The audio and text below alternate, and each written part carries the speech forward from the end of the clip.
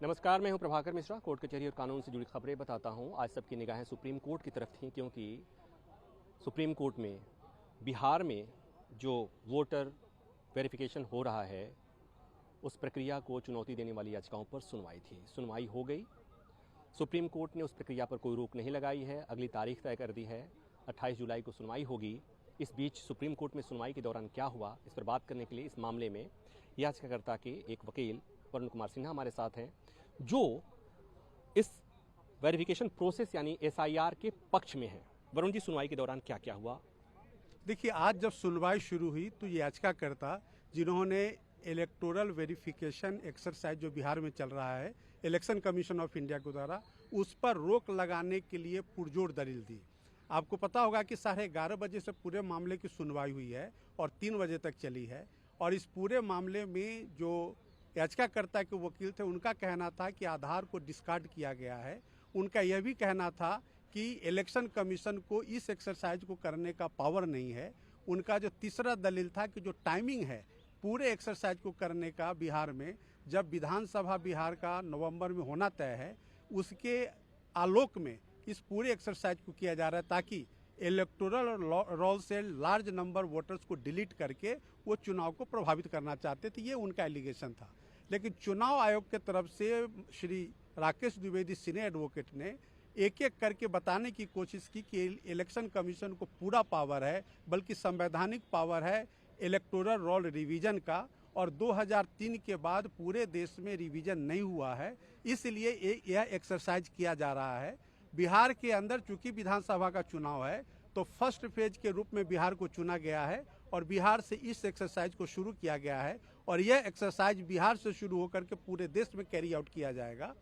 उन्होंने यह भी कहा कि जो टाइमिंग को इलेक्शन से इस रिवीजन को इलेक्शन से रिलेट करना गलत बात है। यह एक प्रक्रिया है जो पावर है इलेक्शन कमीशन को सेक्शन 21 सबसेक्शन 3 और 4 के तहत करने का। उन्होंने कॉन्स्टिट्यूशन के आर्टिकल 326 का भी हवाला दिया। तो इस तरह से माननीय सर्वोच्च न्यायालय इलेक्शन कमीशन के सबमिशन से प्रमा फेसाई कन्विंस होकर के किसी भी तरह के रोक लगाने से इनकार कर दिया। जब उनको पता लग गया पिटिशनर्स को कि रोक नहीं लगने जा रही है, तब उन्होंने अपने एप्लीकेशन को प्रेस नहीं किया।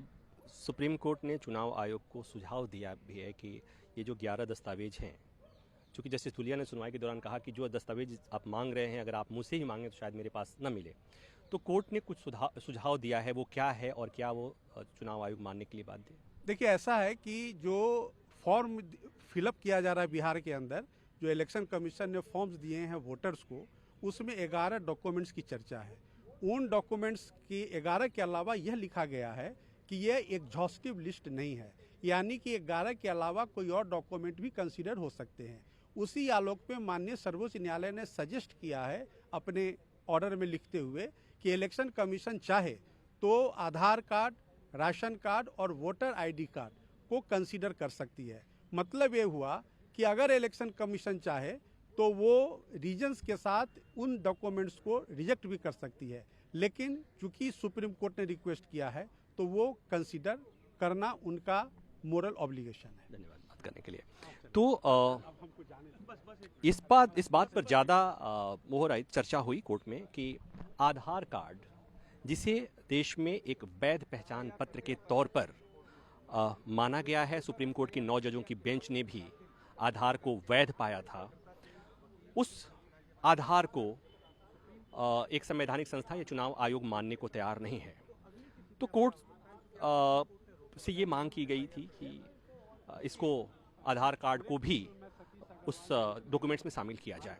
तो सुप्रीम कोर्ट ने सलाह दिया है कि in the interest of justice चुनाव आयोग इन दस्तावेजों पर विचार करे, मसलन आधार कार्ड, राशन कार्ड और एक इपिक यानी जो इलेक्शन कार्ड होता है, वो इस पर विचार करने को कहा है। मतलब जो अगर आप अब जाएंगे फॉर्म सबमिट करने, पेपर लगाने जाएंगे, तो वहाँ अगर आप इन दस्तावेजों में से लगाते हैं तो ये हो सकता है कि आपके इस पेपर को देखकर, आपके आधार कार्ड को देखकर, आपके वोटर आईडी को देखकर या आपके राशन कार्ड को देखकर अगर लगता है चुनाव वहाँ पर जो आपका बीएलओ है कि ये ठीक है, उसमें कोई उसे आपत्ति नहीं दिखती है, तो उसे कंसीडर कर सकता है, ऐसा सुप्रीम कोर्ट ने कहा है। सुप्रीम कोर्ट के सुझाव को सुप्रीम कोर्ट के सुझाव को कोई संस्था यूं ही नकारती नहीं है, इसलिए कि पता है कि सुप्रीम कोर्ट में ही आना है। 28 तारीख को इस मामले में सुनवाई होनी है। प्राइमा फेसाई सुप्रीम कोर्ट को भी लगता है कि ये दस्तावेज जो हैं वो काफ़ी नहीं है। प्राइमा फेसाई लगता है कि अगर इनमें छूट नहीं दी गई तो तमाम कई मतदाता छूट जाएंगे, इसलिए सुप्रीम कोर्ट ने चुनाव आयोग से विचार करने को कहा है। अगली सुनवाई 28 तारीख को होगी। इस बीच ये प्रक्रिया जारी रहेगी। हो सकता है कि सुप्रीम कोर्ट के आज की सुनवाई के बाद इस पर जारी सियासत कुछ समय के लिए रुक जाए। हो सकता है कि चुनाव आयोग सुप्रीम कोर्ट के इस सुझाव पर विचार करे। विचार करता है या नहीं करता है, ये चुनाव आयोग पर निर्भर करता है। इस बीच में जो भी होगा वो आपको भी पता चल जाएगा, हमें भी पता चल जाएगा। 28 तारीख को जब सुनवाई होगी उस समय स्थिति साफ हो पाएगी। 1 अगस्त को ड्राफ्ट वोटर लिस्ट आना है, उसके पहले 28 तारीख को सुप्रीम कोर्ट में सुनवाई होगी और तब सुप्रीम कोर्ट इस मामले में, चूंकि सुप्रीम कोर्ट ने कहा कि इस मामले में लंबी सुनवाई की जरूरत है, तो 28 तारीख को कोई फैसला नहीं आएगा, उसमें लंबी सुनवाई की जरूरत पड़ेगी। लेकिन फिलहाल के लिए ही कि वहां पर SIR की प्रक्रिया चलती रहेगी। सुप्रीम कोर्ट ने कह दिया था कि संवैधानिक संस्था के कामकाज में हम कोई रोक नहीं लगाएंगे। चुनाव आयोग संस्थानिक संस्था है और चुनाव आयोग का ये दावा है, चुनाव आयोग की दलील है कि वो ये जो काम कर रहा है अपने अधिकार क्षेत्र में रहते हुए ही ये काम कर रहा है। वीडियो बना रहे हैं अभय, उम्मीद है ये जानकारी आपको पसंद आई होगी। धन्यवाद। बिहार में वोटर लिस्ट वेरिफिकेशन के खिलाफ 1 दर्जन से ज़्यादा याचिकाएं थी, लेकिन कुछ याचिकाएं ऐसी भी थीं जो उसके पक्ष में थी। उसी में से एक याचिकाकर्ता सुप्रीम कोर्ट के वकील अश्विनी उपाध्याय हमारे साथ हैं। अश्विनी जी, सुनवाई आज हुई, सुप्रीम कोर्ट ने कोई स्टे नहीं लगाया, कोई अंतरिम आदेश नहीं जारी किया है। आपकी क्या मांग है, आपने अपनी याचिका में क्या कही है और सुप्रीम कोर्ट में आज सुनवाई का क्रक्स क्या था? देखिए, आज सुनवाई का क्रक्स ये था कि जो इलेक्शन कमीशन इंटेंसिव ड्राइव चला रहा है वो चलता रहेगा, उस पर कोई रोक नहीं लगाई गई है। 28 तारीख को फिर से सुनवाई होगी। इस बीच में काउंटर रिजॉइंडर का अपना जो बदलने की प्रक्रिया है वो हो जाएगी।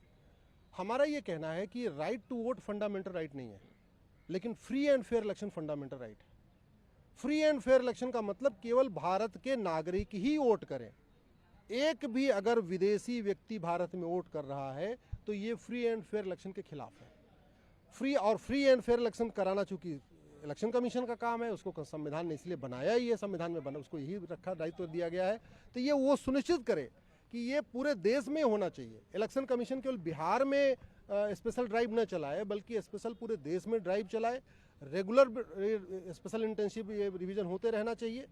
जो भी गलत लोग जुड़ गए उनका नाम कटना चाहिए। हाँ, जो नहीं जिनका जुड़ा उनका जुड़ना चाहिए। हमारा ये कहना है कि कोई भी एक योग्य व्यक्ति छूटे नहीं और एक भी अयोग्य व्यक्ति इसमें से जुड़े नहीं, ये हमारा कहना है। मेरी जानकारी के अनुसार 5 करोड़ भारत में इस समय घुसपैठिए रह रहे हैं। इसमें से बहुत बड़ी मात्रा में, आप ये जो जानकारी आप दे रहे हैं, हाँ, ये घुस गए हैं, आ गए हैं, तो ये समस्या केवल वोटर से नहीं खत्म होता है, वो उनका पासपोर्ट बन जाता है, उनका आधार कार्ड बन जाता है, Exactly. उनका राशन कार्ड बन बिल्कुल, जाता बिल्कुल, है। यही मैं तो आपको आप ये कह रहे हैं कि ये सरकार पिछले दिनों में कोई काम ही नहीं कर रही है कि लाखों घुसपैठिए घुसे जा रहे हैं देश में, कोई रोकने वाला नहीं मैं है? आपको बता रहा हूँ, समस्या असम से शुरू हुई थी। असम को आपको पूरी कहानी पता है, क्या क्या हुआ असम में जब 1971 का बांग्लादेश का विभाजन हुआ, उसके बाद क्या हुआ। 2016 में उस समय के गृह राज्य मंत्री ने पार्लियामेंट में कहा हुआ है 2 करोड़ अभी हम बिहार की बात कर रहे हैं। बिहार में मेरी जानकारी के अनुसार प्रत्येक बिहार की विधानसभा में 8 से 10 हजार ये रोहिंग्या और बांग्लादेशी घुसपैठियों ने अपना नाम जुड़वा ये लिया। कब हुआ है?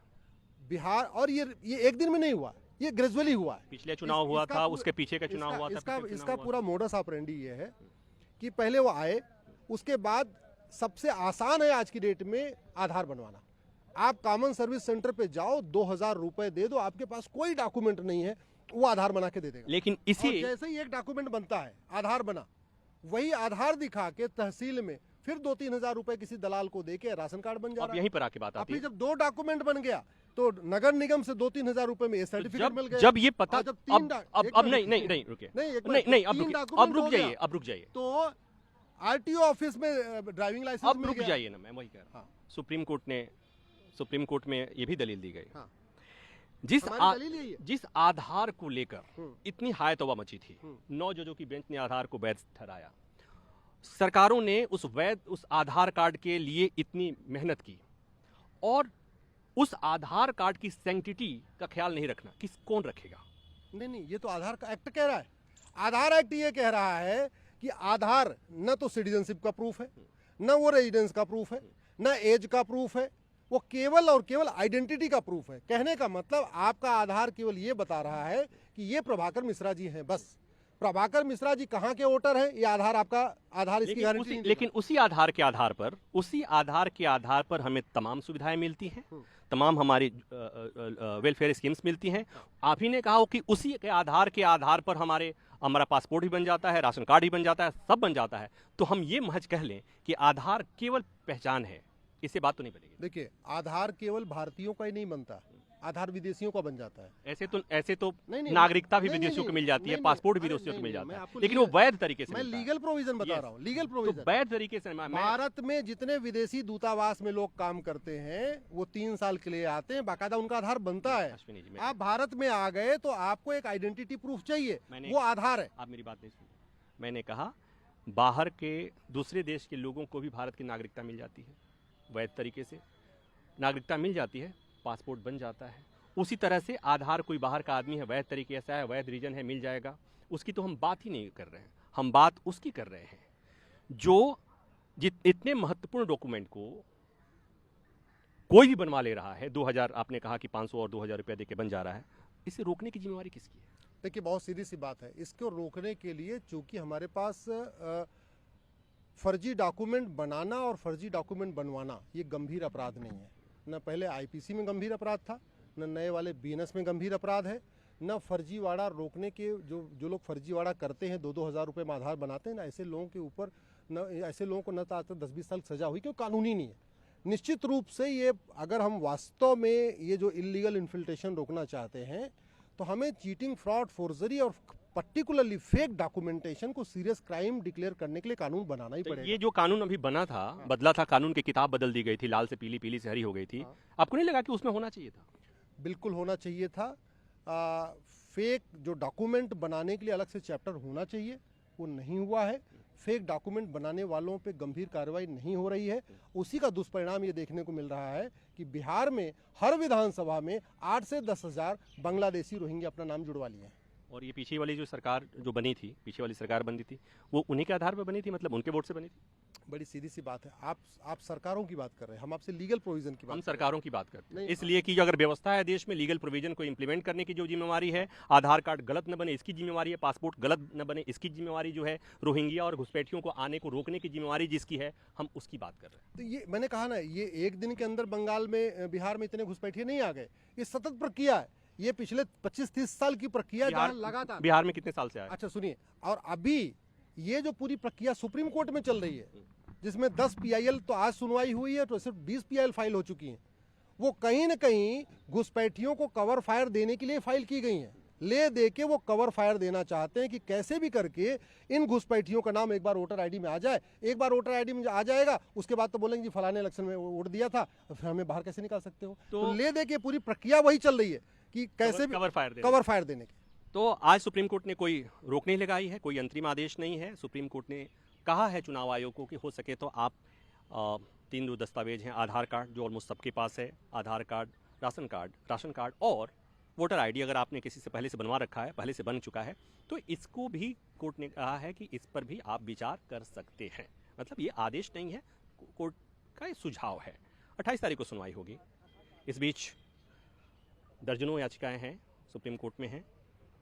तो पहले विरोध करने वाली थी, कुछ पक्ष वाली भी आ गई हैं। जब सुनवाई होगी तो बहस मज़ेदार होगी। आज भी हो रही थी, ठीक ठाक हो रही थी। और चुनाव आयोग ने सुप्रीम कोर्ट में कह दिया कि शुरुआत बिहार से हुई है, यह प्रक्रिया चलती रहेगी। मतलब ये कि जो ये सवाल उठ रहा है कि चुनाव आयोग को नागरिकता तय करने का अधिकार नहीं है, ये देखने का अधिकार नहीं है कि देश का कौन नागरिक है, कौन नहीं होगा, ये तय करने का, जांचने का अधिकार चुनाव आयोग को नहीं है। लेकिन इस प्रक्रिया के जरिए नागरिकता भी एक तरह से तय ही हो जाएगी।